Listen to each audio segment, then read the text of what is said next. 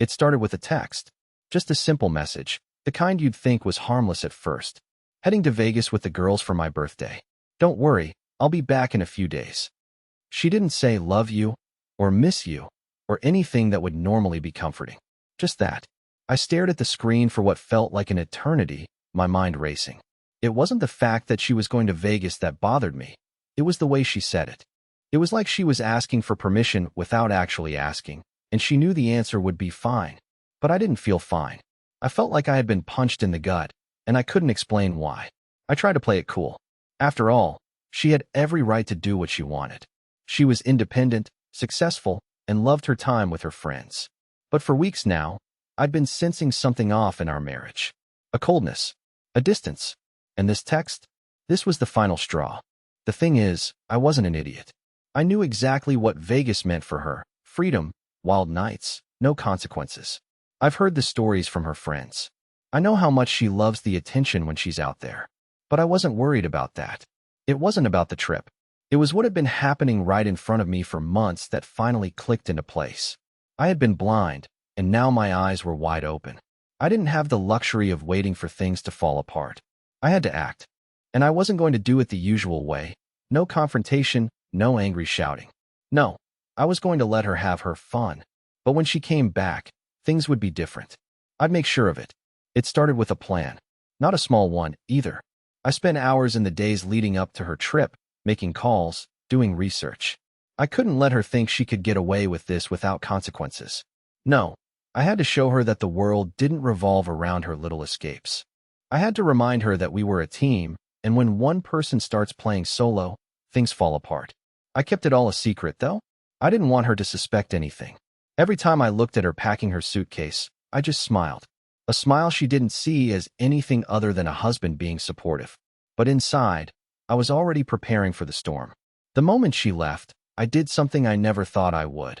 I let her go, with no fight, no drama. I made sure she had a great time. But I also made sure I was in control of what was going to happen next. And I was ready for the moment when she'd return. I thought about how she'd feel when she came back to the house, expecting everything to be the same. The casual kiss on the cheek, the lighthearted banter about the trip. She'd walk through the door, maybe a little jet-lagged, but still glowing from her adventures. But when she stepped into the house, nothing would be the same. Nothing. I wasn't just waiting for her to return. I was preparing for her to realize the mistake she had made by taking me for granted. When she crossed that threshold, I would make her feel everything I had been carrying inside. The betrayal, the loneliness, the feeling of being invisible in my own home. She had no idea what she was walking into. And I was going to make sure it was unforgettable. The days she was gone felt like years. I tried to keep myself busy, acting like I didn't care, like it was just another trip. But deep down, I knew it wasn't just that. The more I thought about her message, the more I felt like I was losing control of something precious. It wasn't about her going to Vegas. It was about what she had become. The woman who once made me feel like I mattered now seemed like a distant memory. I won't lie, a part of me kept asking if I was being paranoid. Maybe I was overthinking things. Maybe I should just let it go. But I couldn't. Not this time. There was a nagging feeling in my gut, something that told me I needed to do something drastic, something that would make her understand just how far she had pushed me. I never considered myself a confrontational person. I'm not the type to shout or make scenes. I've always believed that actions speak louder than words. So, instead of doing what any normal husband would do, call her and argue about the trip, beg her to come back early, or even make her feel guilty for leaving me behind, I decided to do something far more calculated. I spent hours in front of my computer, planning every little detail. I wasn't sure what I was looking for, but I knew that I had to make her feel the sting of her actions. I started digging. I reached out to a few old friends, people who knew how to pull strings, how to get things done, things that would get under her skin when she returned. I'm not proud of what I was about to do, but sometimes you have to go to dark places to bring back the light. I didn't want to destroy her. I just wanted her to understand what it feels like when the tables are turned. I wanted her to feel the weight of her choices. By the time the weekend arrived, I had everything in motion. The plan was simple but effective. It would leave her questioning everything she thought she knew about me. When she returned, she'd find out just how much I had learned to play the game. I made sure everything was set up in the house, subtle changes, things that she wouldn't notice at first, but would slowly begin to build up. Little shifts in the atmosphere, in the way the house felt when she walked through the door. It would make her feel off, like something wasn't quite right. But the biggest surprise would come the moment she thought everything was fine again. I kept the conversation with her to a minimum. No calls, no texts, nothing that would let her in on my plans. She thought she was going to come back to the same old life, but I was going to make sure that the moment she stepped back into this house, everything would be different. I would force her to see me, truly see me, in a way she hadn't in a long time. As the days passed, I thought more and more about what I was doing. Was I making the right decision? Was I being cruel? But I couldn't stop myself. I knew I had to teach her a lesson, one that would echo in her mind long after the trip was over. I tried not to think about the end result. It was hard not to picture the scene when she walked through the door, expecting everything to be the same. But what would she find? Would she see the changes I had made? Would she feel the tension in the air, the invisible thread of unease that would hang over her every move? I didn't know yet, but I couldn't wait to find out. And as the night of her return approached, I felt a strange mix of anxiety and excitement. I was about to give her the surprise of her life, one she'd never forget. But I also knew that when the dust settled, nothing would ever be the same again. I had set the wheels in motion. Now, all I had to do was wait and let the storm come. The night she was supposed to return, I felt like I was holding my breath. The house was eerily quiet, the silence amplifying the racing thoughts in my head. I had prepared for everything. Every little detail had been planned out meticulously.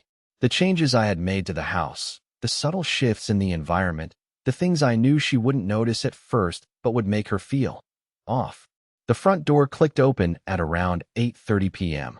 I could hear the faint sound of her suitcase wheels rolling over the floor, then the shuffle of her feet on the welcome mat. She was back. I kept myself hidden in the study, just out of sight, as I heard her voice echo down the hall. She was talking to herself, maybe to her phone, or just reflecting on the trip. Home sweet home, I heard her say, sounding cheerful but tired, the tone in her voice light, almost too light. She didn't know what was waiting for her. Not yet. The first thing she did was put down her suitcase and kick off her shoes. Her footsteps were softer now, a slight weariness in them as the exhaustion from the trip began to set in. I could tell she was trying to find comfort in the familiar, but there was a subtle tension in her movements, something that felt wrong. I waited, just listening. I wanted to see how long it would take her to notice the little things. It started with the lights. I had changed the bulbs in the living room. Nothing too dramatic, just a warmer tone, something that would make the space feel different. She turned them on, stood there for a moment, and I could hear her take a deep breath. It was like she was trying to place what was off. But she didn't say anything. She just went into the kitchen. That was when I knew it had begun. The wheels were in motion, and she didn't even know it. She opened the refrigerator, rummaging through it for a snack or something to drink. The fridge was stocked just like she liked it, except for one thing. I had moved her favorite bottle of wine. It was sitting in the back of the fridge, hidden behind other items. Nothing too conspicuous, just enough to make her wonder where it went. Her movements slowed for a moment, as if she was trying to figure out why it wasn't where it usually was. I could almost hear the gears turning in her head. She muttered something under her breath, but it was too quiet for me to make out. I couldn't help but smile to myself. This was just the beginning. She eventually grabbed a bottle of water instead, opened it, and leaned against the counter as she took a long sip. I could hear her exhale deeply, like the weight of the trip was finally hitting her. She was still calm, still composed, but I knew something was stirring inside her. And that's when I made my move. I left the study and walked toward the kitchen, making sure my footsteps were audible. I didn't want to sneak up on her. I wanted her to know I was there, that I had been waiting for her return. She turned toward me as I entered, her face lighting up with a forced smile. "Hey you, how was your night?" she asked casually, the question hanging in the air like a mask. Her tone was sweet, but there was something in her eyes that told me she was already sensing the change. I didn't answer immediately. Instead, I just looked at her, taking in the sight of the woman I had once known so well, the woman who now seemed so distant. Her eyes flickered nervously for a second, and I could see the gears turning in her head, trying to figure out what was different. But she couldn't place it yet.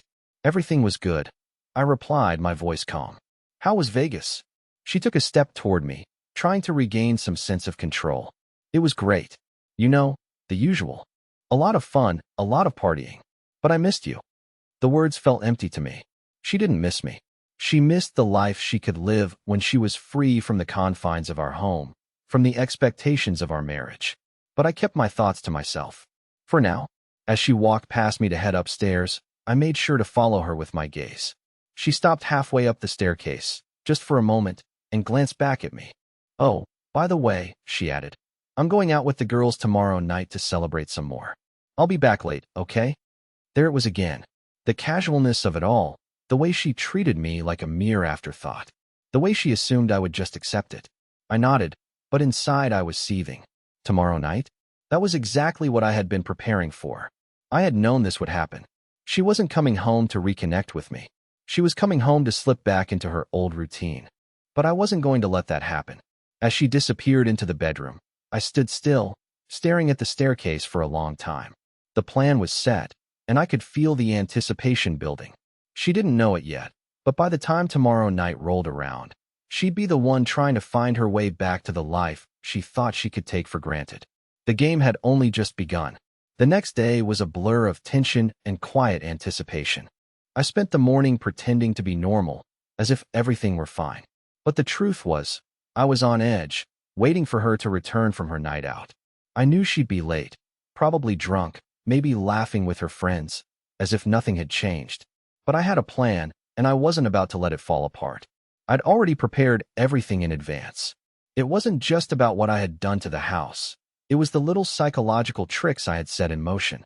I'd made sure her favorite outfits were swapped around in the closet, hidden among the clothes she rarely wore. Her things were moved in small, inconspicuous ways, designed to disorient her. The house was familiar, but not quite the same. I knew she wouldn't notice it at first, but slowly, she would start to feel the unease building inside her. It was a delicate game of mental chess, and I was ready to make my move. The evening dragged on. I forced myself to stay calm as I waited, watching the clock tick toward midnight. It wasn't like her to stay out this late, but I knew she'd be out with her friends, having the time of her life. The thought of it gnawed at me, but I refused to let her see the cracks in my armor. I was determined to see this through, no matter what. When she finally came through the front door, I was waiting. I heard the sound of her heels clicking against the tile, the slurred speech of someone who had been drinking too much, and the unmistakable giggles of her friends who had dropped her off. As soon as she stepped inside, I didn't even have to say anything, she knew. She stopped dead in her tracks, staring at me in the doorway of the living room. "Where were you?" I asked calmly, my voice betraying none of the emotions swirling inside me. She paused, a slight frown crossing her face. "Out with the girls. What's the big deal?" She replied, her words slightly slurred, the faint smell of alcohol on her breath. I smiled, but it wasn't a friendly smile. It was a smile that sent a chill through her. "No big deal," I said, my voice carrying an edge. "But I think it's time we had a little chat."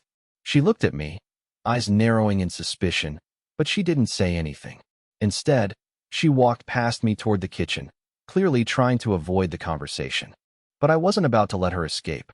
I followed her, stepping into the kitchen just as she opened the fridge, her hand lingering over the wine bottle she hadn't found the night before. I watched her for a moment, letting the silence hang in the air like a thick fog. "You know, I've been thinking," I said casually, leaning against the doorway, "about how you've been treating me lately." Her hand froze on the bottle, and she slowly turned to face me. There was no denying the flicker of guilt in her eyes, but she quickly masked it with a smile, trying to play it off as if she hadn't just been out with her friends, acting like the woman I used to know. Free, carefree, untouchable. "Thomas, I don't know what you're talking about," she said, her voice smooth but with a hint of uncertainty. "You're just overreacting. I'm here, aren't I?" I shook my head, stepping closer. "No, Isabella. You're not here. Not really. You've been slipping away for months, and I've been watching it happen. I just never wanted to admit it." She took a step back, her eyes now wide with surprise. She hadn't expected this from me. Not tonight. Not after everything that had happened. She opened her mouth to speak, but I raised a finger to silence her. "You go off to Vegas, you come back late, and all I get is a few half-hearted words. Is that it? Is that all I'm worth to you?" I let the words sink in, watching the shock register on her face. She opened her mouth again, but this time she said nothing. The truth hung in the air between us, thick and suffocating. She knew I was right, but she couldn't bring herself to admit it. The tension was palpable, so intense that it felt like the walls were closing in around us. I didn't wait for her to respond. I wasn't interested in hearing her excuses. Instead, I turned and walked toward the hallway, leaving her standing there in the kitchen. I could hear her calling after me, but I didn't look back. I had already made my decision. As I moved through the house, I watched her follow me out of the kitchen, her footsteps faltering as she tried to piece together what was happening. She had no idea what I had in store for her. No idea how deep I had gone to make sure she felt every ounce of the betrayal she had inflicted on me. I wasn't done yet. In fact, this was only the beginning. I had set everything up for tonight, and now she was walking right into my trap. I walked to the living room, and she hesitated just behind me, unsure whether to follow or turn back. But she knew she couldn't run from this. Not anymore. Sit down. I ordered, my voice cold. We need to talk. For the first time since she returned, I saw fear in her eyes. It wasn't fear of what I might do physically. It was fear of what I might say. And as she sat down, I knew she realized that everything was about to change. This wasn't about the Vegas trip anymore. This was about control. And I had the reins now. Isabella sat down on the couch, her posture stiff, her eyes darting between me and the room as if trying to understand where this conversation was headed. The tension in the air was so thick I could feel it pressing on my chest. She had no idea what was coming, but I knew that for the first time in a long time, I had her right where I wanted her. I stood in front of her, watching her face closely. Her usually confident demeanor was slipping, and in its place was a subtle vulnerability. She was still trying to figure out how to play this, whether to pretend nothing was wrong or to face whatever it was that had shifted between us. I could tell she was regretting not being more careful in how she treated me over the past few months. She hadn't realized how much damage had been done, how much I had been silently absorbing. You know, I began, keeping my tone measured. I used to think we were in sync, that we understood each other without needing to say much. But somewhere along the way, that changed. You stopped looking at me the same way. You stopped caring about how your actions affected me. I could see her eyes flicker, the guilt creeping in, but she didn't speak. She was too proud, too used to controlling the narrative. But tonight, I wasn't going to let her. I had spent days preparing for this moment. I've been waiting for you to notice, for you to look at me the way you used to. I continued. But I was just a placeholder, wasn't I? A man you could count on to be there when it suited you. And when you didn't need me, when you wanted to be free, I was just an afterthought. Her lips parted, but no words came out. She was trying to come up with something, some defense, some justification, but I could see the cracks in her facade starting to show. It wasn't a burst of anger or an outburst from me that was causing her discomfort. It was the calmness, the quiet certainty that I wasn't going to let this slide anymore. You think you can go off to Vegas with your friends and come back like nothing happened? I asked. You think I'm just going to pretend everything's okay while you live your life without any regard for what we've built? She looked down at her hands, the shame and confusion settling in. The words I had been holding back for so long were now spilling out, and I didn't care if they hurt her. In fact, I wanted them to. You say you missed me, but I can see through that now. You don't miss me. You miss the attention, the freedom, the escape. And I've been nothing more than a safety net for you. She opened her mouth to speak, but the words died in her throat. She wasn't used to me speaking this way, calm, controlled, but cutting through the layers of denial she'd been hiding behind. It wasn't what she expected. She expected me to beg, to plead, to try and fix things. But I wasn't doing any of that. This wasn't about fixing what was broken.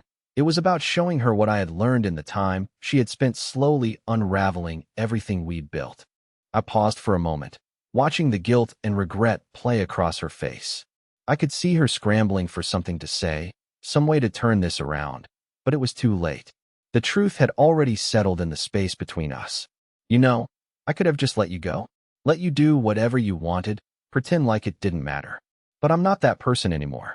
I'm not going to sit here and pretend I don't have feelings, that I don't notice when things change. She swallowed hard, the weight of my words beginning to sink in. She was trying to hold on to whatever pride she had left, but I could tell it was slipping away, piece by piece. I've been watching you, I said, my voice steady. And I've been waiting for the moment when you'd finally see what you were doing. waiting for you to realize that you were pushing me away, and that the more you did it, the more I'd learn to let go. She finally spoke, her voice low and shaky. I didn't mean for things to get like this, Thomas. I didn't. I didn't realize how much I was hurting you. I shook my head slowly. You didn't realize? Or did you just not care enough to notice? That's the difference, Isabella. You've been so wrapped up in your own life, in your own needs, that you didn't see how much I was suffering. You didn't see the quiet hurt building up every day. For a long moment, she didn't say anything. She just sat there, staring at me, the reality of what I was saying finally beginning to break through. I had expected her to cry, to beg for forgiveness, but she didn't. Instead, she looked lost, almost like she was finally starting to understand how much she had taken me for granted. The silence stretched on, heavy and uncomfortable. I could feel the anger simmering beneath the surface, but I held it in check. This wasn't about making her feel worse. It was about showing her the consequences of her actions. I wasn't here to fix things or to patch up the cracks. I was here to make her see just how much she had destroyed. Tomorrow night, you'll go out again, I said finally, breaking the silence. And I'll be waiting. But this time, things will be different. When you come back, you'll see what happens when someone stops caring. She looked up at me, a mix of confusion and fear in her eyes. What do you mean? I smiled, but it wasn't a kind smile. It was a smile that made her blood run cold. You'll find out soon enough. I turned and walked away, leaving her in the living room, her mind racing as she tried to piece together the cryptic message I had just given her. Tomorrow night, I was going to make sure she understood the price of taking me for granted. And by the time it was over, she would never forget the lesson I was about to teach her. The game was no longer a game of hiding my feelings. It was a game of control. And for the first time in a long time, I was in charge. The next day, I didn't hear from her until the late afternoon. It was exactly as I had expected. She had spent the entire night out with her friends, probably still hungover from the wild celebrations in Vegas. By now, I knew she'd be trying to re-establish some sense of normalcy between us, but I wasn't going to play along. I wasn't going to make this easy for her, because it couldn't be easy. She needed to understand what had happened, and I needed her to see it for what it truly was. She called at around 4, just as I was finishing up with a few things in the house. It was one of those calls that felt more like an obligation than a genuine attempt to reconnect. I didn't answer immediately. Instead, I waited a minute, letting the phone ring as I let the silence fill the room. When I finally picked up, I heard her voice. Light, almost too bright, as if she were trying to mask the tension that had clearly built up. Hey, Thomas. How's your day going? She asked, her tone casual, like nothing had happened. I paused for a moment, considering how best to respond. Should I play it cool? Or should I make her feel the weight of what I was about to say? I went with the latter. It's been all right, I replied, my voice flat, intentionally emotionless. I've been thinking about a few things, though. Her response was immediate, like she was trying to brush off any negativity. Oh, what kind of things? I could almost hear her biting her lip as she waited for my reply, unsure of whether she had stepped into dangerous territory. You, I said bluntly. I've been thinking a lot about you, Isabella. There was a pause, longer than she expected. I could hear her take a deep breath, the air shifting in the background as she adjusted herself. What do you mean? She asked, her voice growing more guarded now, the tension creeping in. You've been distant lately. I continued, letting the words hang between us like a heavy fog. I've been noticing how you act around me, how you treat me like an afterthought when you're out living your best life. But you never seem to care about how that affects me. I could feel her stiffen on the other end of the line. It wasn't the first time we'd argued, but this felt different. I wasn't shouting. I wasn't accusing. I was calm, too calm, and that was what unsettled her the most. You're just overthinking things, she said quickly, but there was no conviction in her voice. She was trying to regain control, but I wasn't having it. I don't think so, I shot back. I've been patient, haven't I? I've let you go off with your friends, let you take these trips without questioning anything. I've kept my mouth shut, held back all the things I've wanted to say. But I'm done with that now. I could hear her breathe out sharply, almost like she was preparing for what was coming next. What do you want from me, Thomas? Her voice was quieter now, tinged with a touch of fear, but also defiance. She wasn't ready to admit anything, but I knew she was starting to see where this was going. I want you to understand, I said, my words slow, deliberate. I want you to realize what you've been doing. And I want you to face it head on. No more excuses. No more pretending. I want you to see how much this has affected me, how much it's changed things between us. She was silent for a long time, her hesitation almost palpable through the phone. I could tell she was trying to find the right words to smooth things over, to make this feel less uncomfortable, but nothing she said could take back what had already been done. I don't know what you want from me, she said finally, her voice small, almost vulnerable. I thought we were fine, I really did. But maybe I was wrong. Maybe, I said, the word sharp and final. But that's not the point anymore. I'm not asking you for some grand apology, Isabella. I'm not here to fix things. I just want you to understand that things aren't the same. Not after what you've done. She exhaled, the sound heavy in the air, and I could hear the shift in her mood. She wasn't used to me standing my ground like this, wasn't used to me calling out her behavior in such a direct way. But I had spent too long pretending it didn't bother me, too long holding back the frustration that had built up over the months. I was done being the quiet husband, the one who always let her go off and have fun while I stayed behind, alone with my thoughts. You'll go out again tonight, won't you? I asked, knowing the answer before she could give it. She hesitated. I was planning on it. A few of the girls are coming over for drinks later. Of course, I replied, my voice as calm as ever. I expected as much. Go ahead. Enjoy yourself. She didn't say anything at first, perhaps trying to gauge my reaction. Are you sure you're okay with that? I chuckled darkly, the sound unfamiliar even to my own ears. I'm not your keeper, Isabella. Do whatever you want. But don't expect things to go back to the way they were when you come home tonight. She was quiet, unsure of how to respond. I could hear the distant hum of her thoughts, racing to piece together what I had just said. But it was too late. She couldn't undo what had been set in motion. The evening wore on, and I spent the next few hours preparing, not just the house but my mind. I had already arranged everything. The stage was set, and when she returned, it would be clear that things were never going to be the same again. As night fell, I knew the final act was about to begin. This time, there would be no escaping the consequences. When she walked through that door, I wanted her to feel the weight of every decision she had made, every lie she had told herself, every moment she had taken me for granted. I wasn't just waiting for her anymore. I was waiting for her to realize just how far she had gone, how much she had pushed me. And when she finally did, it would be too late to go back. By the time she left for her night out, the house felt like a pressure cooker, the atmosphere thick with the anticipation of what was to come. I watched her gather her things, throw on that smile she always wore when she thought she could make everything seem okay. But this time, the smile didn't fool me. I knew the truth behind it, the truth that she was trying to escape again, trying to run away from the consequences she'd been avoiding. And I wasn't going to let her this time. I stood in the hallway as she put on her coat, adjusting the collar like it was a shield, something to protect her from what was brewing between us. I'll be back late, she said, the words flat, almost automatic, as if she expected me to nod and let her go without a second thought. But I wasn't going to do that. I wasn't going to let her treat me like I was just a passive part of her life anymore. Take care of yourself, I replied evenly, my voice betraying none of the turmoil I felt inside. Don't stay out too late. She paused at the door, a flicker of uncertainty crossing her face, but she quickly masked it with another forced smile. I'll be fine, she said. Then, without another word, she was gone, leaving the silence of the house to settle in around me. I waited. I didn't know exactly when she would come back, but I knew I would be ready. I had been preparing for this moment for days, crafting each step of my plan so carefully that nothing would go wrong. When she returned tonight, I wasn't just going to confront her. I was going to force her to face everything she had been ignoring, to see the full weight of what she had done to me. The clock ticked on, and with every minute that passed, I felt the tension building. I spent the time thinking through the plan one more time, making sure I hadn't missed anything.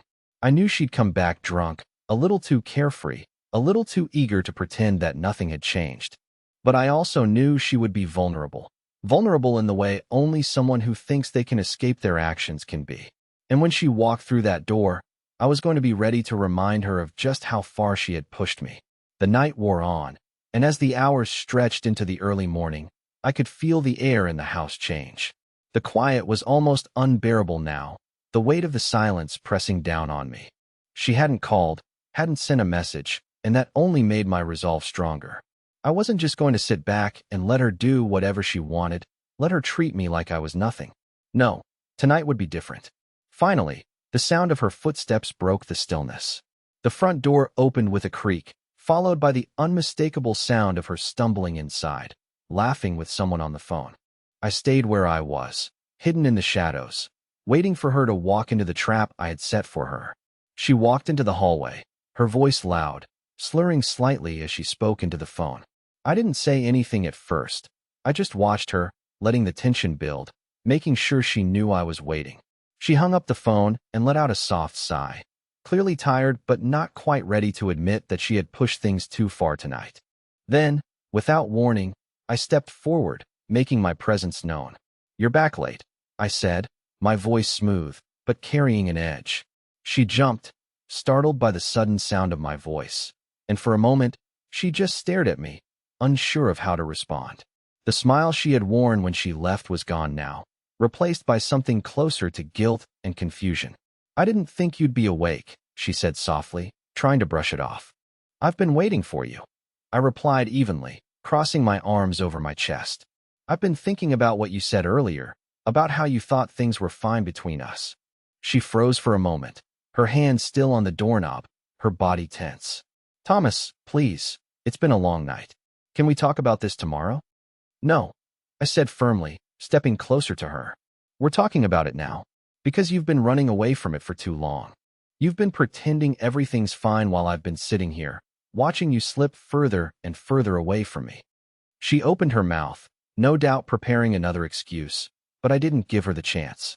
"I'm done pretending too," I said, my voice low and controlled. "I'm done pretending that I don't notice how you've been treating me. How you've been treating this relationship like it's just something that'll always be here when it's convenient for you." The silence stretched on, and I watched her try to compose herself, but the cracks in her armor were showing. She wasn't used to me being this way, so calm, so sure of myself. She wasn't used to me standing my ground like this, especially when it came to her. "I never meant to hurt you," she said softly, her voice trembling with something between guilt and frustration. "But I'm not the same person I was when we first got together. I've changed, and I don't know if we're still the same, if we still fit." Her words stung more than I expected, but I didn't let them show. I had been waiting for her to admit it, and now that she had, I was ready for the next step. "Maybe that's the problem, Isabella," I said, taking another step toward her. "You've changed, but I haven't. I've been the same person, waiting for you to come back to me, waiting for you to see what you've been doing to us. And now, it's time for you to face it." She swallowed hard, her eyes flicking to the floor, then back up to me.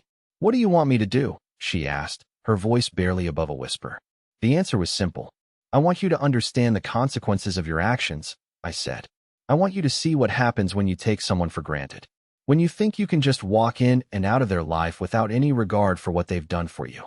And I want you to understand that when you come back into this house tonight, nothing will be the same." Her eyes widened as she took in my words, realization slowly dawning on her. The power had shifted, and she knew it. She had no control over what was happening anymore.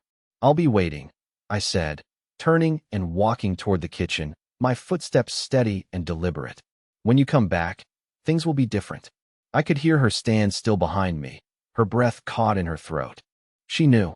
The night was only just beginning, and by the time it was over, she would understand the depth of what she had done. I could hear her footsteps as she stood frozen in the hallway, still processing the words I had just spoken. For a long moment, there was nothing but silence. The air between us felt thick, like a storm was brewing, waiting to erupt. She hadn't expected this. I hadn't expected this either, but it was happening. I had given her the truth, the raw honesty she had been running from. And now, we were standing on the edge of something we both needed to face. I moved into the kitchen, my steps slow and deliberate. The clock ticked quietly in the background, each second stretching longer than the last. I wasn't sure what she would do next, whether she would leave, or yell, or try to explain away her actions. But I wasn't afraid of any of that anymore. I had said my piece. Now it was her turn. A few minutes later, I heard her footsteps behind me, the faint click of her shoes against the floor. She walked into the kitchen and stopped a few feet away from me, her presence still hesitant, like she wasn't sure how to proceed. But I could see the change in her expression now. There was no more defiance in her eyes. There was no more bravado. There was only vulnerability. She was realizing, finally, the weight of what we had lost and the impact of her actions. "I'm sorry," she said softly, her voice breaking the silence. "I didn't see it before. I've been selfish. I've been so wrapped up in my own life, in my own distractions, that I stopped seeing you. Stopped seeing us." I turned to face her, and for the first time in a long time, I saw the person I had married, the woman who cared, who wasn't afraid to be vulnerable, who loved deeply but had forgotten how to show it. "I didn't mean for it to happen like this," she continued, her voice barely above a whisper. "I've been trying to run away from what we have because I was scared. Scared of what it might mean if I admitted I wasn't the same person anymore. But I know now, I've been taking you for granted. And I'm sorry. Truly." I stood there, looking at her, my heart conflicted. There had been so much pain, so many things unsaid between us. But standing here, in this moment, I realized something important. We still had the chance to fix it. We still had the chance to make things right.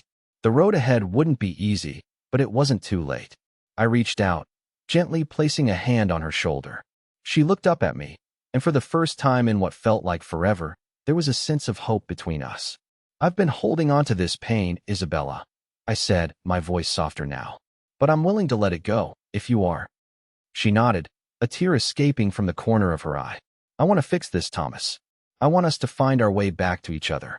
I know it's not going to be easy, but I want to try. I really do." I pulled her into a hug, holding her close. For a moment, everything felt still, as if the weight of the past few months had finally started to lift. I wasn't sure how we'd get through this, but for the first time in a long while, I felt like we could. "We'll take it one step at a time," I said, pulling back slightly to look at her. "But we'll do it together." The next few days were filled with difficult conversations, painful truths, and a lot of vulnerability. But there was something different about us now. We were no longer hiding from the problems in our relationship, no longer pretending that everything was fine. We were learning to communicate, to really listen to each other, and to rebuild the trust we had lost. It wasn't perfect, and there were moments when we both slipped, moments when old habits tried to creep back in. But we were committed. We were both willing to work through the issues, to face the fears that had kept us apart for so long. A few weeks later, Isabella surprised me with a weekend getaway. It wasn't to Vegas, not this time, but to a quiet cabin in the woods. Just the two of us, no distractions, no one else. A chance to reconnect. As we sat on the porch, watching the sun dip below the horizon, she turned to me and smiled. "I'm so glad we're here," she said. "I'm glad we're still here." I smiled back, feeling the weight of everything we had been through. "Me too," I said. "Me too." The road ahead was still uncertain, but I knew one thing for sure. We had survived the storm, and now we were ready to rebuild, together.